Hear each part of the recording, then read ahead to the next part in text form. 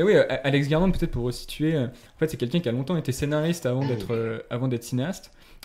C'est notamment il a notamment écrit plusieurs films de Danny Boyle que sont La Plage, qui si je me trompe Et il a pas, même c'est écrit le roman à la base. exactement, ouais, si je me trompe pas, c'est même basé sur un roman d'Alex Garland en fait qu'il a ensuite transformé en scénario pour Danny Boyle. C'est lui aussi qui a écrit 28 jours plus tard et Sunshine, donc il a fait plusieurs collaborations avec Boyle.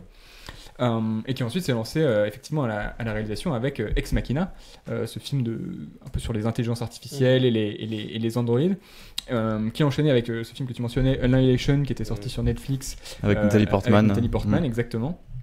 Que j'avais pas vu, mais qui je pense était très un peu expérimental, body horror, des trucs un peu comme ça, de ce que Je sais pas du tout. de ce que j'ai compris de loin. Et qui a enchaîné avec Men, qui est sorti il y a 2 ans, enfin pas si longtemps, j'ai l'impression. Non, c'était à la quinzaine en 2022. Ok. Et c'est sorti, je crois, l'été 2022. Et je sais que Garland n'était pas à la quinzaine parce que je crois qu'il tournait Civil War, je pense. Mais je suis pas sûr parce que c'est quand la prise du Capitole Bon, je sais pas comment faire. par les Indiens. C'est 2021, je crois, non? Ok, d'accord. Et je ne sais pas, oui, ça doit être. Bon, j'arrive pas à faire le. Ça marche pas? J'arrive pas, mais c'est pas grave. On a un Et, petit peu compris avec le chat. Le chat par message, ça Ouais. vous donne déjà un bon aperçu.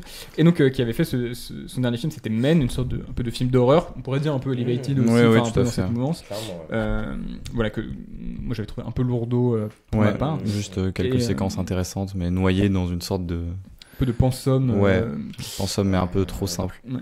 Mais pour le coup, Civil War tranche un petit peu avec ses précédents films. Il y a un peu moins ce côté, je sais pas, je dirais très un peu intellectuel, symbolique. En tout cas, c'est un peu moins apparent que sur Men, qui fonctionnait beaucoup un peu à la métaphore, etc. Mais c'est encore une sorte de film, comme tous ces films, vraiment à pitch. J'aimais bien l'expression. Je sais plus quel journal utilisait ça, peut-être Criticat, mais le cinéaste des pitchs qui tuent. Vraiment à chaque fois donner envie très simplement. Et en effet, le contexte de guerre civile aux États-Unis, ça donne envie de voir ça. Donc on y suit Kirsten Dunst, qu'on n'avait pas vu depuis un petit moment, j'ai l'impression, dans un rôle principal au cinéma. Ah oui, elle était dans Le Jeune Campion. Ouais, mais c'était un peu déjà avec dans le Jesse fond, déjà avec Plemons, Jesse Plemons, tout à fait. Mari, Donc qui joue une photographe qui s'appelle Lee, en hommage à Lee Miller, la photographe connue notamment pour avoir pris une photo dans la baignoire de Hitler au moment en 45 de la libération. Et donc qui incarne une photojournaliste qui couvre les événements de la guerre civile aux États-Unis pour un petit journal dont j'ai oublié le nom, je sais même pas s'il est réel ou pas, mais en tout cas elle le fait avec un camarade qui à deux veulent s'occuper d'en fait interviewer le président avant qu'il ne soit totalement arrêté, peut-être tué par l'opposition. Et ils vont être accompagnés dans le film par 2 personnages, donc un vieil homme dont j'ai aussi pas le nom, mais c'est celui qui joue Samy, c'est ça, Samy, le doyen, qui donc travaille au New York Times, et une petite jeune qui, elle, est l'actrice donc qu'on avait vu déjà jouer Priscilla dans le film de Sofia Coppola, et qui a donc un air extrêmement juvénile alors qu'elle a en effet 24 ans, donc il y a quand même une sorte de truc où tu la vois de haut, c'est 1m52, une sorte de... comme ça, personnage très étrange. Et donc ces 4 personnages vont faire une sorte de road trip en fait à travers les États-Unis pour rejoindre Washington DC et terminer leur course, en tout cas essayer dans la Maison Blanche. Donc c'est lequel de vous deux qui veut commencer, toi Julien? Peut-être toi tu avais beaucoup aimé. Oui, c'est ça. Alors moi j'ai vu le film 2 fois, alors qu'il est sorti mercredi. Pour vous dire, en fait, je l'ai vu mercredi soir. Et ça m'a pas mal coupé le souffle en fait. Je suis sorti du cinéma, j'étais pas très bien, mais plutôt dans je dis ça plutôt dans un côté positif du film. C'est-à-dire que le film m'a pas mal ébranlé, tout ça. Et du coup j'avais très envie d'y retourner, donc j'y suis retourné hier en compagnie de Clément notamment. Et ma deuxième vision du coup fait que je nuance un peu plus ce que je pense du film. Alors je pense qu'on en reviendra parce que je pense que j'ai beaucoup aimé en partie pour ce dont tu vas parler après Loïc. Mais je sais pas parce qu'on en a pas parlé encore ensemble avant. En fait, disons que moi je suis allé voir le film sans ne rien savoir j'avais vite fait vu une affiche. Il y avait le titre et tout, mais je savais rien du projet, je savais même pas que c'était A24 et tout. Et du coup disons que maintenant, a posteriori, je comprends l'espèce d'effet d'attente que le film a pu créer pour certaines personnes. J'ai pas vu sa bande-annonce, mais apparemment, la bande-annonce donnait envie. Et du coup, ce côté c'est un film sur la guerre civile aux États-Unis, alors qu'il y a c'était quoi, il y a 3 ans, le Capitole a été pris d'assaut, comme une sorte de film un peu réaction à ça. Se fait en plus, c'est produit par A24, alors du coup, t'as envie de te dire ah, c'est cool, c'est un peu le studio pseudo-indie qui fait un film dessus. Et en fait, avec cette perspective, je comprends que le film soit extrêmement décevant, mais pour moi, en fait, ce que j'ai aimé, c'était pas du tout dans ça, quoi. Parce que à ce niveau-là, c'est vrai que le film, en termes de guerre civile et tout, c'est pas disons que c'est pas le film un peu controversé sur la guerre civile que peut-être certaines personnes attendaient, et enfin qu'on attend peut-être tous et qu'on se hâte de voir. En fait, je trouve que le titre du film est plutôt mal choisi. Bah, il est très publicitaire, quoi. Voilà, enfin, c'est très publicitaire, mais même les affiches, c'est-à-dire que je suis sorti du film et puis j'ai vu les affiches après dans la rue, et j'aime beaucoup l'affiche avec la flamme de la Statue de la Liberté, je la trouve hyper cool, mais je comprends pas pourquoi c'est l'affiche du film. C'est déjà une image qu'on voit pas dans le film. Oui, c'est vrai. Donc c'est un peu une sorte d'idée à rebours de attendez, on va truquer une image, et même en fait New York dans le film est très peu visible. On voit pas du tout la Statue de la Liberté.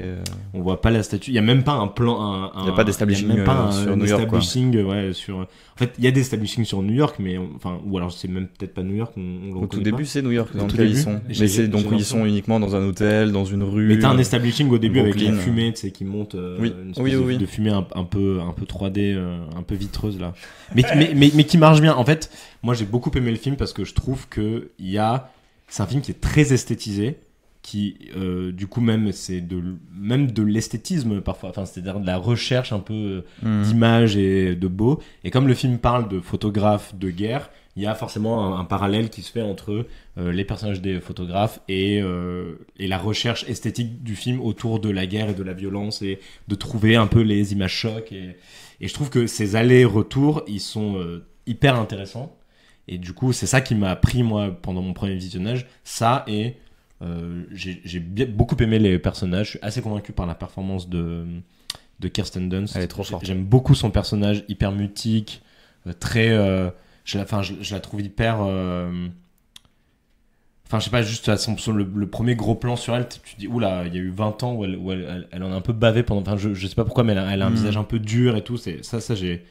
Du coup, ce personnage, il m'a pris par la main, enfin, il m'a happé, quoi, parce que j'avais envie d'en savoir plus sur elle, et puis qu'elle s'ouvre un peu, quoi, pour un peu savoir.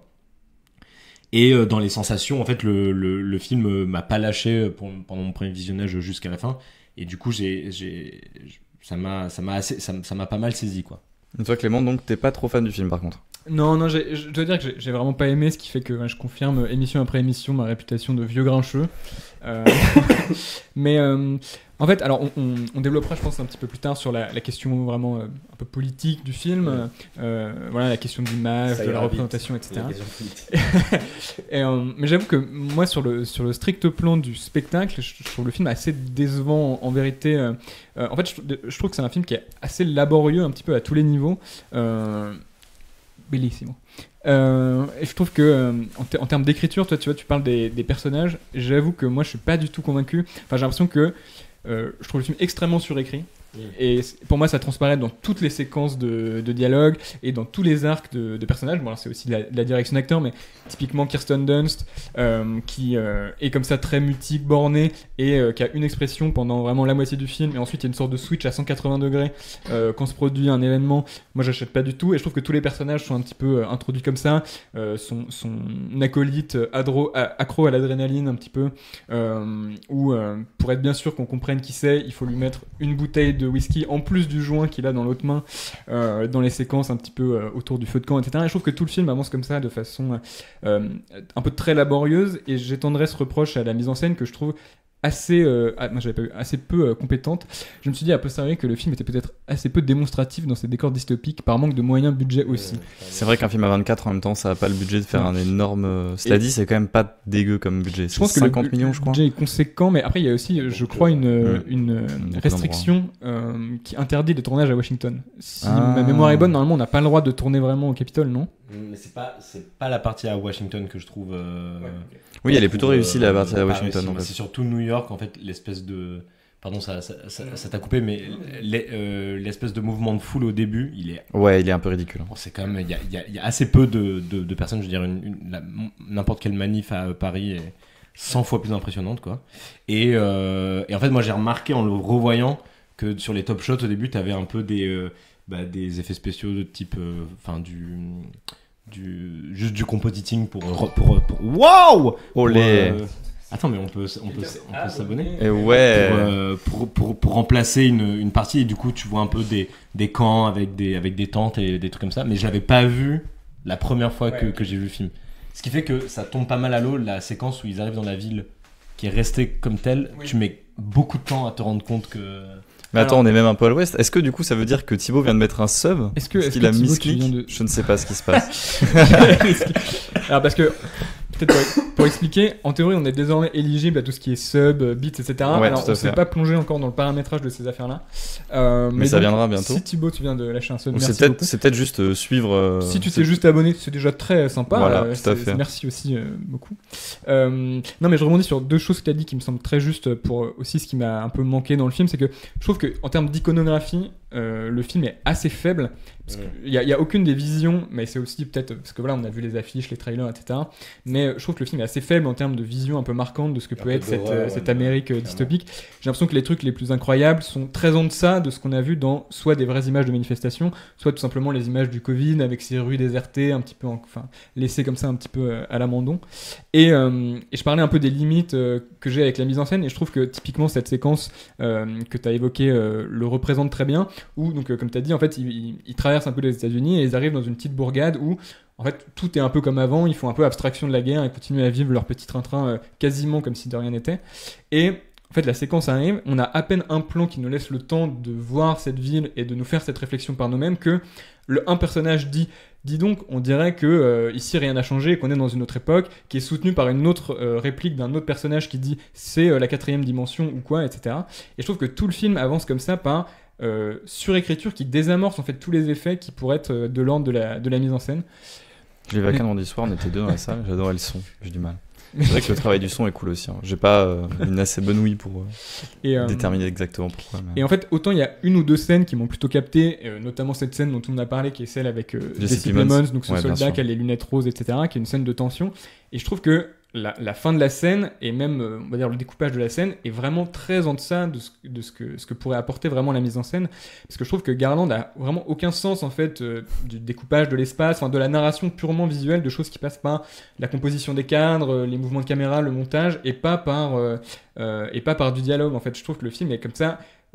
En fait, témoigne vraiment d'une sorte de lourdeur qui fait que je vois tout le temps l'artifice et je suis pas du tout pris en fait par la dimension spectaculaire du film.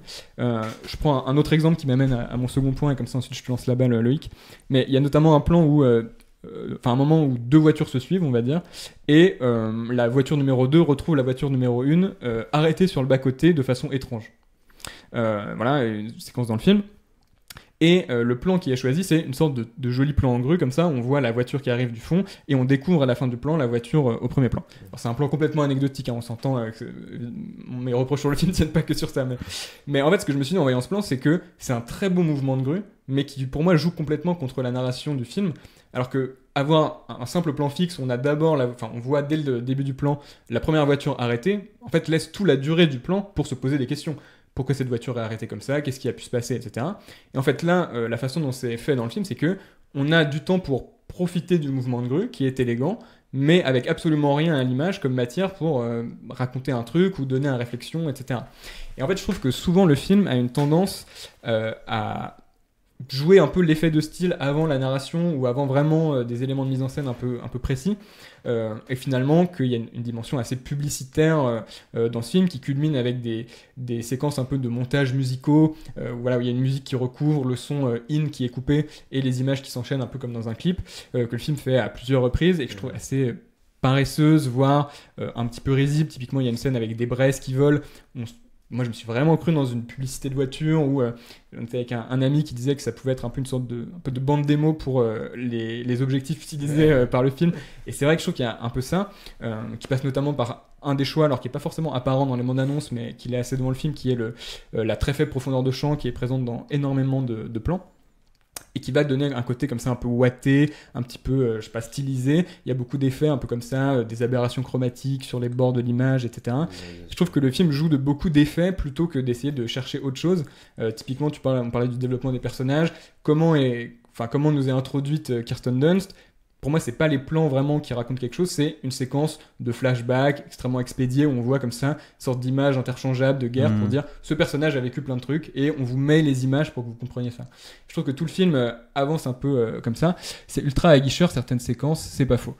Et tout à fait. En fait, finalement, j'ai presque pensé blasphème, mais en fait, ce film formellement m'a fait un peu penser à Army of the Dead de Zack Snyder, qui est un film que j'aime pas beaucoup, même si j'aime bien certains trucs de Snyder, mais qui avait déjà cette image très très floue, c'est surtout ça qui m'a fait penser, et ce côté un peu poseur, démonstratif en fait, plutôt que faire vraiment de la narration par l'image. Et voilà, typiquement, je trouve que sur le développement des personnages, il y a des séquences un peu traumatiques. Et comment est-ce qu'elles sont traitées ? C'est des plans avec de la musique par-dessus, on voit les acteurs qui hurlent et le son est coupé et il y a la musique par-dessus pour donner un côté vaguement mélancolique ou une sorte un peu de distance comme ça.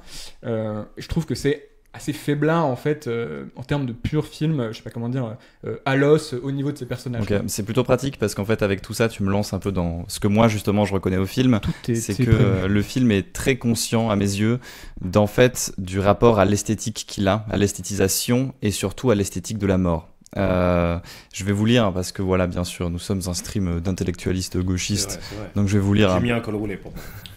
Je vais vous lire un petit extrait de La nausée de Sartre pour un petit peu mettre en dialectique ma pensée. Je vous balance ici, attention. Le mot dialectique, c'est moins un point pour le prochain quiz. Déjà. Oh non. Tac, est-ce que vous voyez ? Yes. C'est magnifique. Alors, vive l'école roulée. Voilà, je précise, ça commence donc en bas de la page de gauche avec les situations privilégiées. Tu me fais une petite lecture. Ah oui. Enfin, donc, les situations privilégiées, enfin, l'idée que je m'en faisais. C'était des situations qui avaient une qualité tout à fait rare et précieuse, du style, si tu veux.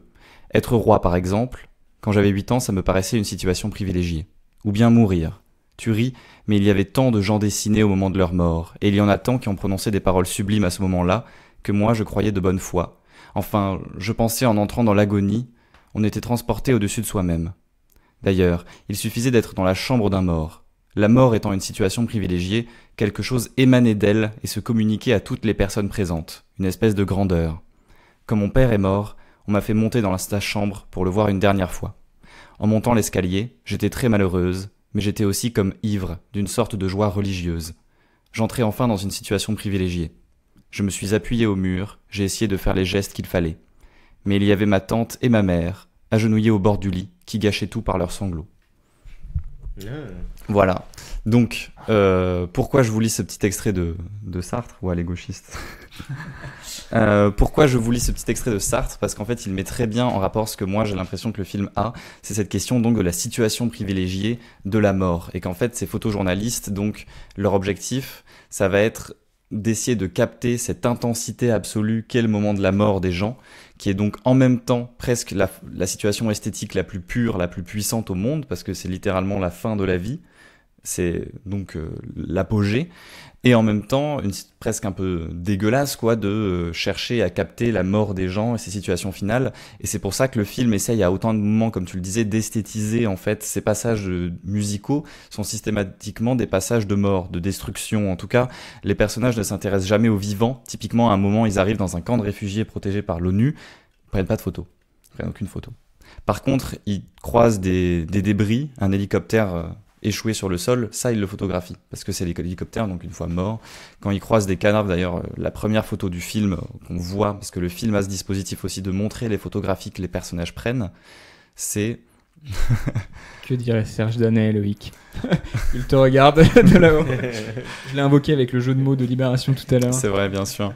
Donc la première photo qu'on voit dans le film, qui est une photographie prise par la jeune, c'est Kirsten Dunst en train de photographier les cadavres au sol. Ils sont là uniquement pour ça, et ils sont conscients eux-mêmes du fait que la mort est vraiment la situation privilégiée des photographes de guerre. C'est toutes les photos qu'on voit dans le film, mais ça c'est le rapprochement qu'on a toujours fait. To shoot en anglais, c'est à la fois donc photographier, filmer. et tirer avec une arme. D'ailleurs, la séquence finale, les photographes se déplacent exactement comme les militaires. Je me demande si prêts le à parallèle tirer n'est sur les pas gens. soulevé à un moment dans le film. Enfin, je me demande, il n'y a pas une réplique où ça dit un truc en mode c'est ça que vous allez shooter. Enfin, il me semblait qu'il y avait un truc j'ai pas souvenir. qui pointe un peu. Mais peut-être. Je confonds avec le film de Romero. Je vois de quoi tu parles, mais non, il me semble. Mais peu importe. De toute Et façon, donc, ce qui est assez intéressant, c'est que pour moi, le film se déleste en fait de la question politique. Enfin, intéressant. En tout cas, il le fait dire explicitement par un de ses personnages. Kirsten Dunst dit à un moment, on n'est pas là pour prendre position. On n'est pas là pour donner notre avis ou changer les choses. On est là pour informer. On est là uniquement pour transmettre les données. Et donc, leur travail ici, ce n'est pas... Et c'est aussi ce que Alex Garland nous dit. Son travail, ce n'est pas de prendre position, ce n'est pas de nous dire que faire dans cette situation-là, ce n'est pas de surpolitiser, mais c'est uniquement de s'intéresser, voilà, de témoigner. C'est la question du témoignage, la question d'essayer de saisir. Mais donc, l'ambiguïté, est-ce qu'ils témoignent vraiment, ces photographes de guerre, ou est-ce qu'ils sont uniquement là, presque comme des charognards, comme des vautours, à la recherche de la meilleure image de mort possible? Et d'ailleurs, devant le film, la séquence finale, la photo finale, entre guillemets, donc pas celle du générique, mais celle juste avant que la jeune prend de Kirsten Dunst, je me suis dit, tiens, ça semble tellement être une note d'intention, je suis sûr que Alex Garland est parti de ça pour faire son film, et c'est vrai, j'ai trouvé une interview où il disait que c'était comme ça qu'il avait construit le film, c'était en partant de là. Et donc, c'est vraiment cette idée-là de provoquer la mort pour la prendre en photo, plutôt que d'essayer de faire en fait une sorte de travail journalistique, de récupérer les informations pour témoigner seulement. Et Alex Garland, lui, en tant que cinéaste, en fait, fait la même chose que ses photographes, quoi. Il arrive, il les recrée, c'est pas du documentaire, mais lui-même joue de ses plans pour essayer d'esthétiser la mort. Et il comprend qu'en fait, c'est ça, même nous, qu'en tant que spectateurs, on est là pour ça. Nous-mêmes, on est des sortes de charognards, on arrive vers le film, on veut du divertissement, on veut des scènes d'action, on veut du sang. Et c'est la même raison qu'on est... il fait son film comme les journalistes prennent leurs photos, c'est-à-dire avec une passion folle pour ça, tout en sachant que c'est quelque chose d'horrible. Et d'ailleurs, la scène avec Jesse Plemons, pour moi, retranscrit beaucoup ça.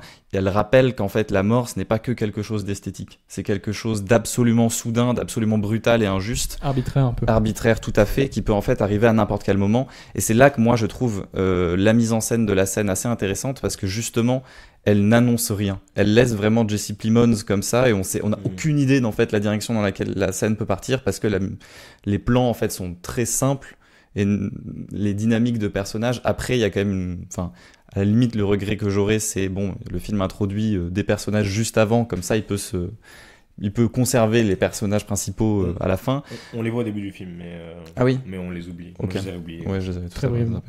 Mais bref, il y a tout le temps cette question-là dans le film de, en même temps, donc, la mort est aléatoire, elle est soudaine, elle est violente, elle est brutale, mais en même temps, qu'est-ce qu'elle est belle, et ces passages en musique retranscrivent en fait vraiment la même chose. Pour moi, c'est pas du tout de la pub, vraiment pas. Oui, ouais, je suis assez d'accord avec toi. Moi, c'est ça que j'ai beaucoup aimé et qui s'est précisé pendant mon deuxième visionnage. Par exemple, déjà, j'aime beaucoup cette idée à la fin où, en effet, la scène de guerre de fin est pas si intéressante que ça en termes d'action. Par contre, elle est à partir du moment où tu suis les photographes, l'espèce de balai entre les photographes et les... Ouais. Il y a beaucoup de plans, même quand ils sont juste dans la rue, où tu vois les militaires qui tirent, et derrière, il y a la jeune photographe qui se met à découvert, qui tire aussi, du coup, d'une certaine façon... Et d'ailleurs, il y a même un moment où on a l'impression que c'est plutôt les photographes qui dirigent l'opération Ouais. Plutôt que les militaires. C'est ça, et puis il y a même clairement la dernière personne qui se fait tuer dans le film, donc pour pas spoiler, c'est limite, il y a beaucoup de moments où c'est la photo presque dans le montage qui déclenche les assassinats ou les trucs comme ça. Et en fait, c'est pour ça que moi, les séquences en musique, je les ai beaucoup aimées aussi pour ça, parce que en fait, il y a un peu un truc qui relève... Je comprends que ça puisse être lu comme quelque chose d'agaçant, mais moi je trouve ça un peu fort. Et ce que j'aime bien, c'est qu'il y a un truc qui relève un peu du mood board, quoi. C'est-à-dire que typiquement le plan avec le gars qui hurle et les tanks qui passent derrière en très longue focale pour les faire énormes et tout. Moi je trouve que c'est une image qui est assez saisissante. En fait, c'est limite une image que j'aurais pu voir, ça aurait pu être une image fixe que je vois en mode ça, c'est une photo de guerre. Ouais. Et du coup, je dis c'est fort parce que ce mec vient de perdre un ami, et il y a il y a la guerre qui continue. Mais tout à fait, derrière. je te rejoins beaucoup sur le fait qu'Alex Garland lui-même, des fois, se réserve un peu les meilleurs clichés, quoi. Oui, c'est ça. Il y a vraiment cette idée où il y a certaines séquences, même presque grâce à la présence des photographes dans l'image de guerre est d'autant plus intéressante. Oui, c'est ça. Et il y a un peu cette recherche de l'image morbide et et du coup, ça m'a plu. En fait, c'est cette espèce de parallèle. Et c'est pour ça que même s'il y a beaucoup de choix, la faible profondeur de champ, tout ça, qui en fait relève de choix en fait, comment dire, il y a beaucoup de choix esthétiques que je trouve très juste dans cette démarche de l'image pour l'image. Après, c'est un peu défendre le film. Enfin, du coup, il est un peu inattaquable, du coup, quand je dis ça, parce que je dis, oui, non, mais c'est un film qui parle de l'image, donc même quand c'est too much, en fait, c'est ce que défend le film. Donc, je suis conscient que, voilà, que ce soit un peu, que mon discours puisse être un peu étrange.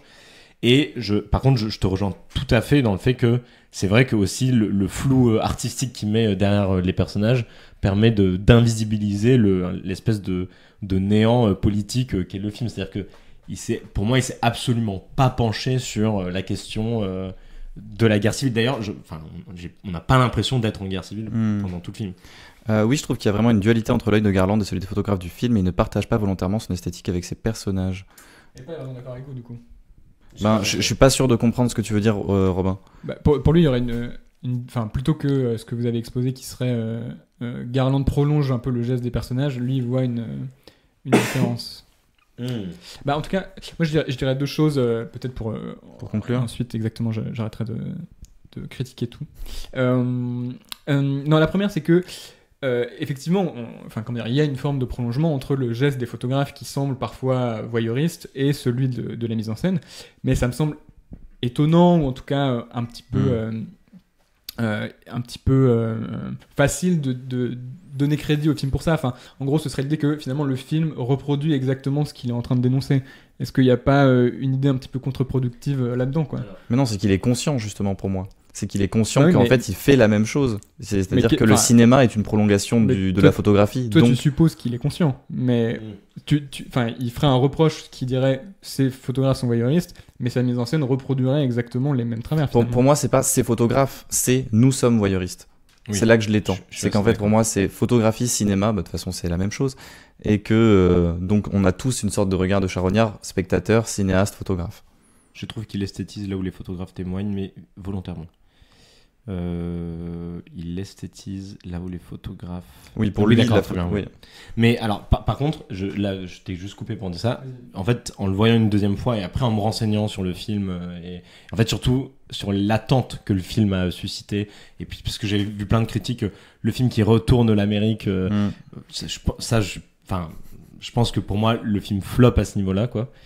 Mais en fait, j'ai l'impression que j'ai adoré un film, mais je suis pas sûr que c'est le film que Garland voulait faire, par contre. Je me pose un peu la même question. Alors, du coup, on n'est pas d'accord, donc c'est pas vraiment pour vous convaincre, mais moi j'ai du mal à croire à cette idée en fait que le film pourrait se faire de façon presque autocritique d'une certaine façon dans son point de vue que je trouve un peu esthétisant pour l'esthétisme. Je me dis qu'il y avait tout à fait moyen de faire le même film sans avec une mise en scène qui justement apporterait un regard plus ou moins critique ou se laisserait glisser, qu'il y ait vraiment une sorte d'articulation plus fine entre le geste du cinéaste et le geste des personnages. On va en reparler après, mais je sais pas, Zero Dark Thirty est un film qui parle de 1 million de choses. Évidemment, je fais une comparaison avec un film que je considère comme un grand chef-d'œuvre, donc ce sera forcément à la défaveur de Civil War, mais qui parle de cette question de qu'est-ce que c'est d'attendre avec avidité une image, presque plus que l'événement lui-même, etc. Et qui le fait avec un style qui, pour le coup, me semble beaucoup plus proche de ce que serait un style un peu reporter de guerre, sur le vif, etc. Tout à fait. Beaucoup moins léché, précieux, je pourrais te dire.